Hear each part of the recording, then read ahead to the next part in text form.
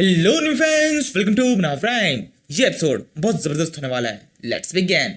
पिछले एपिसोड के एंड तक हमने देखा था लुडांग ने इस डीमन फ्लॉस को हराने के लिए अपनी पूरी जान लगा दी थी। उसके बाद जितनी बची की जो स्ट्रेंथ थी वो सारी लगाकर वो किस तरीके से फ्लॉस के ऊपर एक बहुत ही खतरनाक से इम्पैक्ट करता है, जिसके साथ ही फ्लॉस की पूरी बॉडी कैसे टुकड़ों में इधर उधर बिखर जाती है। फ्लॉस की बॉडी का डायमंड आर्मर भी उसे बचा नहीं पाता, लेकिन ये करने के लिए लुडांग को अपनी खुद की लाइफ का सेक्रीफाइस करना पड़ता है। वो 12 मिनट के अंदर अपनी एक्सट्रीम पावर होता है और जैसे ये हिट फ्लॉस की बॉडी के ऊपर हिट करता है, लुडांग की भी जान निकल जाती है। वो तुरंत जमीन पर गिर जाता है और कहने लगता है, मैंने अपना काम कर दिया है, शेन और बाकी सब मुझे माफ कर दो, मैं अपने प्रॉमिस को पूरा नहीं कर पा रहा हूँ। ये कहने के साथ ही लुडांग की आंखें बंद हो जाती है। उसके सारे टीम मेंबर उसके आसपास खड़े हो जाता है, सभी सब रोना शुरू कर देते हैं। शेन उसके आसपास बैठती है और उसे कहने लगती है, लुडांग तूने बहुत अच्छा किया, तुम जितने टाइम चाहो उतने टाइम तक आराम कर सकते हो, लेकिन प्लीज उठ जाना। ये कहते हुए अब शेन भी जोरों से रोना शुरू कर देती है। लुडांग के साथ के बाकी सारे प्लेयर भी कुछ न कुछ बोलकर उसे उठाने की कोशिश करते हैं, लेकिन ये सभी सब जानते हैं अब इससे कुछ फायदा नहीं है, वो नहीं उठेगा। इसी टाइम पर कहीं से किसी के बहुत जोर जोर से दिल धड़कने की आवाज आती है। सभी सब देखते हैं एक अजीब सा दिल जमीन के नीचे से बाहर निकलता है। इसके चारों तरफ एक क्रिस्टल का आर्मर होता है। ये दिल है फ्लॉस नाम के उस डीमन का, जो कि बात भी कर सकता है। हवा में लेविटेट करते हुए ये हंसते हुए कहने लगता है, इस लड़के को लगता था ये मुझे मार पाएगा, लेकिन रियलिटी में कोई भी मुझे मार नहीं सकता है, मैं एक डीमन हूँ। इस लड़के ने जब मेरे ऊपर अपना आखिरी अटैक किया था, उस टाइम पर मैंने अपना पूरा डिफेंस केवल अपने हार्ट को बचाने के लिए लगा दिया था। इस वजह से मेरे डायमंड ने मेरे हार्ट को बचा लिया और इस हार्ट की मदद से मेरी पूरी बॉडी वापस से रीजनरेट हो जाएगी। इस लड़के ने अपनी लाइफ के अंदर कुछ भी नहीं किया है, इसने बेकार में अपनी जान गंवाई है। एक बार मेरी बॉडी वापस से रीजनरेट हो जाए, उसके बाद मैं तुम सभी को मार दूंगा। ये सुनकर शेन काफी ज्यादा गुस्सा लगता है। फिर लुडांग को पूरी जमीन पे लिटाती है और फिर खड़े होते हुए इस मोस्टर फ्लॉस की तरफ बढ़ने लगती है और फिर इसके एकदम पास से पहुंचने के बाद में इसके क्रिस्टल के ऊपर अपनी स्वॉर्ड से एक बहुत जोर से अटैक करती है, लेकिन इससे इस क्रिस्टल पे कोई इफेक्ट नहीं पड़ता, बल्कि शेन की तलवार टूट जाती है। फ्लॉस हंसते हुए बोलता है, देखा मैंने कहा था ना, मैं एक डीमन हूँ, मैं बहुत ताकतवर हूँ, मैंने अभी भी अपनी डिफेंस की काफी ज्यादा पावर अपने इस क्रिस्टल के आसपास में लगा रखी है, इसी वजह से कोई भी मुझे मार नहीं सकता है। मैं एक इमोर्टल बीइंग हूँ, मेरे सामने तुम मोर्टल्स का कोई भी अस्तित्व नहीं है। अब तुम लोगों की लाइफ केवल कुछ मिनटों की बची है, उन कुछ मिनटों के अंदर जैसे मेरी बॉडी रीजनरेट होगी, मैं वापस से अपने फुल फॉर्म में आकर तुम सभी को खत्म कर दूंगा और इस बार तुम्हें बचाएगा कौन। फ्लॉस यहाँ पर ये कह रहा होता है, तभी एकदम से उसके क्रिस्टल्स के अंदर काफी सारे क्रैक्स पड़ने लगता है। इससे वो काफी डर जाता है। वो कहने लगता है, ये क्या हो रहा है, मेरे क्रिस्टल पे इस तरह क्रैक कैसे पड़ रहे हैं, ये एकदम नामुमकिन है, मेरी डीमन पावर काम नहीं कर रही। शेन भी ये चीज देख लेती है, वो जोर चिल्ला कहती है, इसकी डीमन पावर काम नहीं कर रही है, जिन अभी भी हमारे पास से मौका है, हमें तेजी से इसके ऊपर अटैक करना चाहिए। ये कहते शेन अपनी टूटी तलवार को ही अपनी पूरी ताकत से फ्लॉस के इस डायमंड को फेंक के मारती है, जिसके साथ ही ये डायमंड पूरी तरह टूट जाता है। इसी के साथ वो हार्ट जोर से बजाय गिरता है, इसके साथ ही चारों तरफ खून फैल जाता है और इस बार फाइनली फ्लॉस की मौत होती है। शेन रोते हुए कहती है, लुडांग तुम देख रहे हो, हमने इसे मार दिया है, ये तुम्हारी जीत है।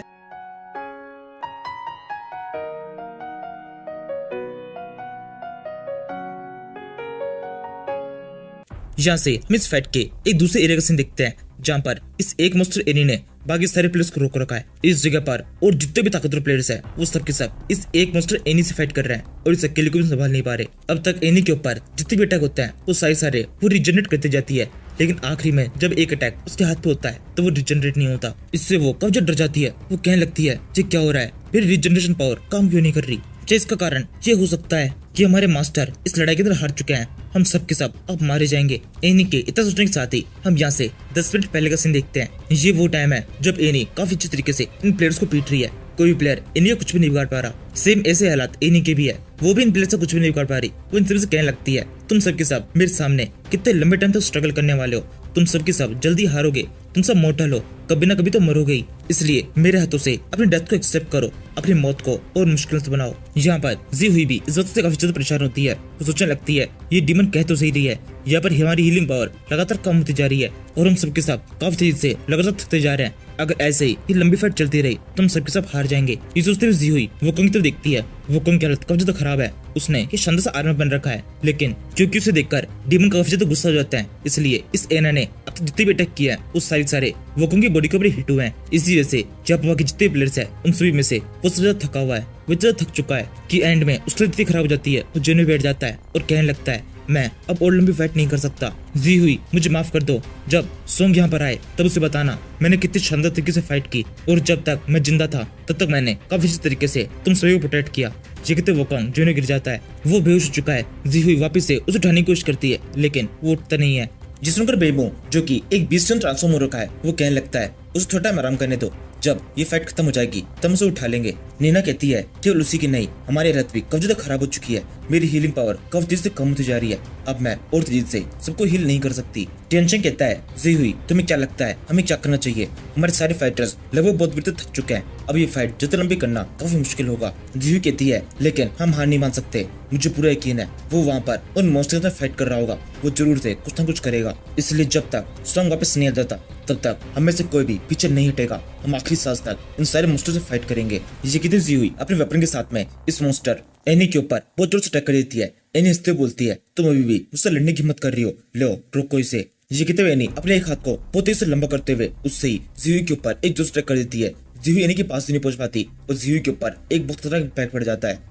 इसके साथ ही जी बहुत जोर से जिन पे गिरने लगती है। तभी एना का अगला अटैक होता है, वो जी के ऊपर एक मुक्का मारते हुए उससे कहने लगती है ये मुक्का तुम्हारी बॉडी के फिट होने के साथ ही तुम मर जाओगी, अब जल्दी से यहीं पे मर जाओ। यहाँ पर जी हुई इतनी ज्यादा बेहोश होती है कि उसे बिल्कुल पता नहीं चलता कि कब ये मुक्का उसकी बॉडी पे हिट होने वाला है। वो बिल्कुल भी अटैक को डॉच करने की कोशिश नहीं करती। जी हुई की इस हालत को देखते हुए बेबू बीच में जाता है, वो तुरंत ही इस मुक्के के इम्पैक्ट को अपनी बॉडी के ऊपर लेते हुए जी हुई को बचा लेता है। इसके तुरंत बाद ये दोनों जमीन पे गिरते हैं। नैना ये सब कुछ थोड़ी दूर से देख रही होती है, वो जोर चिल्ला कहती है कि तुम दोनों ठीक हो।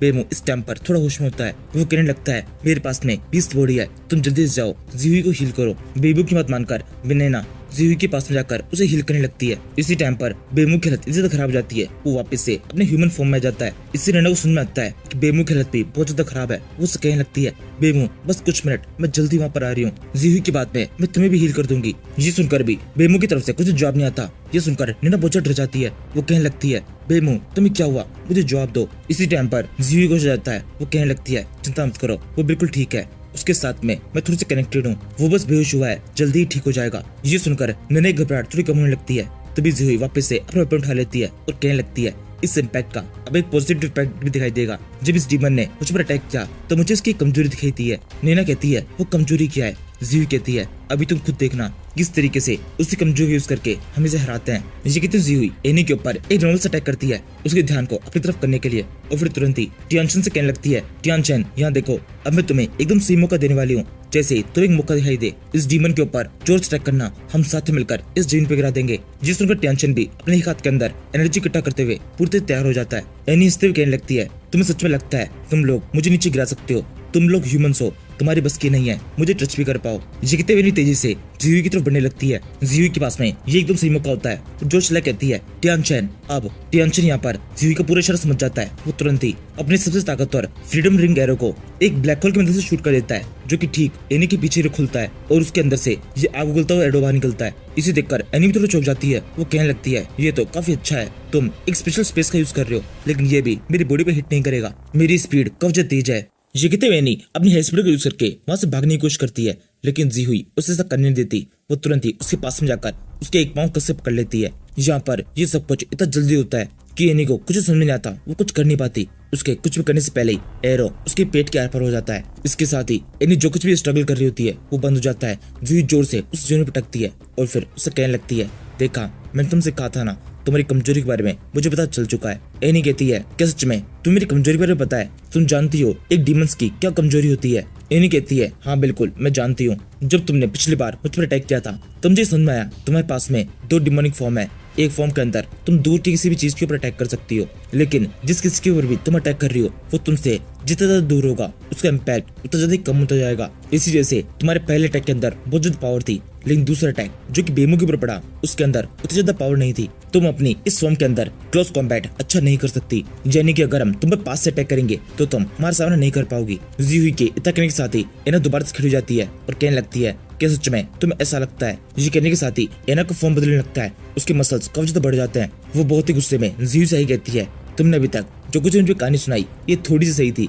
लेकिन इसके अंदर एक बहुत बड़ी कमी है। ये कहते हुए एनी बहुत तेजी से जी हुई की तरफ बढ़ने लगती है और उसके ऊपर एक मुक्का मारने की कोशिश करती है। जी तुरंत ही अपने आसपास में एक शील्ड बना लेती है, लेकिन ये शील्ड उसे बचाने के काबिल नहीं है। एनी का मुक्का पड़ने के साथ ही उस शील्ड के कई सारे टुकड़े हो जाता है और सीधे मुक्का जाकर जी की बॉडी की ओर पड़ता है। इसके बाद में एनी अपनी बात कंप्लीट करती है। वो कहती है तुमसे एक गलती हुई थी, डीमंस की कोई भी कमजोरी नहीं होती। इसी टाइम पर टियानचेन एनी के ध्यान को अपनी तरफ करने के लिए उसके ऊपर एक वुंडबैंड एरो को शूट कर देता है, जो कि उसे बांधने की कोशिश करता है, लेकिन ये एनी को ज्यादा रोक नहीं पाता। एक सेकंड के अंदर एनी एक झटके में से तोड़ देती है। टियानचेन कहने लगता है ऐसा कैसे हो सकता है, इसकी पावर इतनी ज्यादा कैसे बढ़ गई। इस डीमन का ये सेकंड फॉर्म बहुत ज्यादा पावरफुल है। इसी टाइम पर नैना वापस से जी को हील करने के लिए उसकी तरफ भागने लगती है। उसके पास में आकर उसे हील करती है। जी हुई उठते हुए कहने लगती है ये डीमन अपने सेकंड फॉर्म के अंदर है, इसके जरूर से सारे एट्रिब्यूट्स बदल चुके होंगे।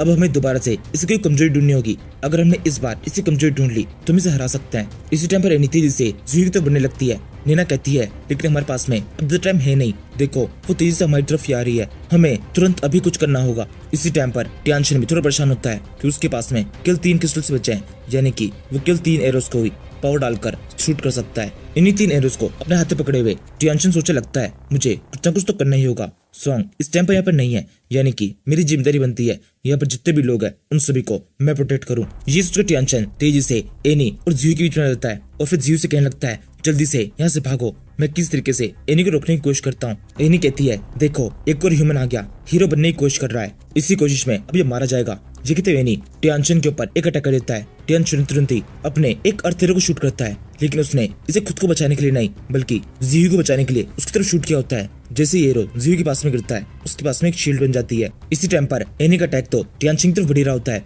टियानचेन उसको रोकने के लिए कुछ भी नहीं करता, लेकिन यहाँ पर टियानचेन की किस्मत काफी ज्यादा अच्छी होती है। उनमें से एक भी अटैक उसकी बॉडी के ऊपर हिट नहीं होता, बल्कि ये सारे जीभ से नाखून टियानचेन के चारों तरफ गिर जाते हैं। ये देखो टियानचेन और नैना दोनों काफी चौंके हुए होते हैं। वो कहने लगते हैं ये क्या हुआ, क्या उसका निशाना मिस हो गया। तभी हम देखते हैं एना का निशाना मिस नहीं हुआ है, बल्कि वो केवल टियानचेन के साथ में खेल रही है। वो तेजी से टियानचेन के एकदम पास पहुंचकर उसके ऊपर जोर से अटैक कर देती है, जिसके साथ ही टियानचेन बहुत दूर जाकर गिरता है। ये देखकर नैना को बहुत गुस्सा आने लगता है। वो तेजी से उस शील्ड के अंदर से बाहर निकलने की कोशिश करती है। जोर चिल्ला कहती है एनी उससे दूर हटो। टियानचेन इस टाइम पर भी दूर घसीट रहा होता है। वो घसीटते हुए कहता है नहीं, कोई बाहर आने की कोशिश नहीं करेगा, मेरे पास में अब जब तक क्रिस्टल्स नहीं है, इसलिए जब तक तुम्हें वो शील्ड प्रोटेक्ट कर रही है तब तक वहाँ पे सेफ रहो। इस टाइम पर जीव शांति से इधर देख रही होती है, अपने वापस से कल प्लान बनने की कोशिश करती है। जहाँ पर जैसे उसकी नजर नाखूनों की ओर पड़ती है उसके पास में एक पेन आ भी जाता है। एनी यहाँ पर टियानचेन के ऊपर अपना फाइनल अटैक करने वाली होती है, तभी जीवी जोर चिल्ला कहती है रुक जाओ, मुझे समझ में आ चुका है इस डीमन की क्या कमजोरी है। ये कहते जीवी अपने सिस्टम की इन्वेंटरी के अंदर से